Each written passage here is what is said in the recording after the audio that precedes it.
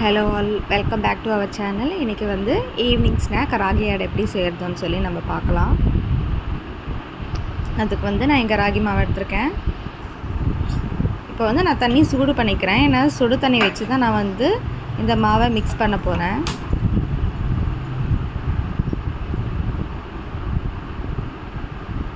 தண்ணி சூடாகட்டும். இப்போ வந்து நான் 1 கப் ராகி மாவு எடுத்திருக்கேன்.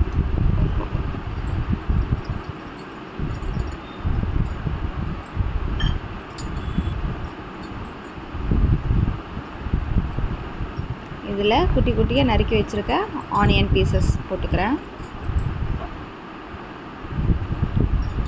கொஞ்சமாக பச்சை மிளகா, உப்பு,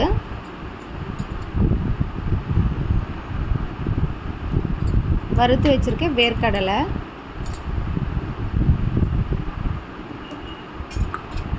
அப்புறம் கொஞ்சமாக ஆயில் விட்டுக்கிறேன். இது வந்து நல்லா கலரிக்கலாம், ஏன்னா மாவு ஃபுல்லாக ஸ்ப்ரெட் ஆகணும் இல்லையா. ஸோ இதெல்லாமே நல்லா மிக்ஸ் பண்ணிக்கிறேன்.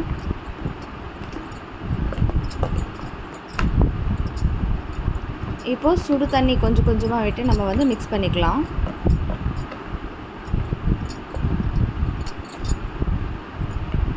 மிக்ஸ் ஆகிடுச்சு. இப்போ சுடு தண்ணி ஊற்றிக்கிறேன். ஊற்றி கொஞ்சம் கொஞ்சமாக தண்ணி ஊற்றியே நான் மிக்ஸ் பண்ணிக்கிறேன். இது வந்து நீங்கள் தோசையாக ஊற்றிக்கலாம், அடையாகவும் ஊற்றிக்கலாம், இல்லைன்னா வடை கூட சுட்டுக்கலாம் நீங்கள். பட் வந்து தண்ணி கன்சிஸ்டன்சி வந்து வடைக்கு அப்படின்னா கொஞ்சம் கெட்டியாக இருக்கணும். நீங்கள் வந்து அடைக்கு மாதிரி நான் வந்து மிக்ஸ் பண்ணிகிட்ருக்கேன். ஸோ அடைக்கு வந்து இந்த மாதிரி நான் இந்த கன்சிஸ்டன்சியில் வந்து நான் மிக்ஸ் பண்ணி வச்சுருக்கேன். இப்போ வந்து பேனை ஹீட் பண்ணிக்கிறேன்.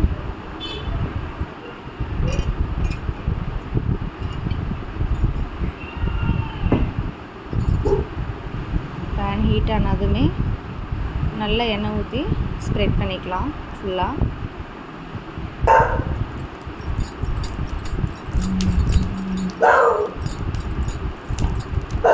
நல்லா ஸ்ப்ரெட் ஆகிடுச்சு பாருங்கள். இப்போ வந்து நம்ம அந்த மிக்சர் வச்சு நம்ம அடை மாதிரி போட்டுக்கலாம். போட்டுக்கிட்டேன். உங்களுக்கு வேணும்னா ஆயில் கூட விட்டுக்கலாம். மேலே நான் கொஞ்சமாக விட்டேன் ஆயில். இதில் வந்து உங்களுக்கு கிறிஸ்பியாக வேணும் அப்படின்னா நீங்கள் வந்து அரிசி மாவு கூட போட்டுக்கலாம். இது ஆல்ரெடி கிறிஸ்பியாகவே இருக்கும்.